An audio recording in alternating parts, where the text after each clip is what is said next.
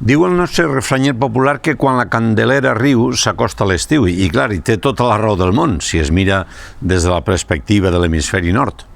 Tot això, les primeres i les darreres hores de cada dia, d'aquests dies, la frescoreta es deixa notar i ho fa també en aquesta data en què se celebra la Diada Internacional de les Zones Humides i els 815 anys del naixement del rei Jaume I, aquell que posà les terres de l'antic regne d'Aragó en el mapa del segle XIII.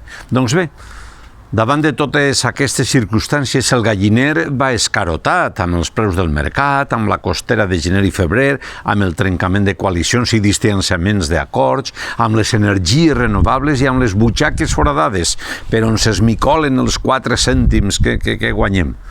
Convé tampar forats i limitar la quantitat de festes que originen despesa. Ara toca mirar en aquesta direcció.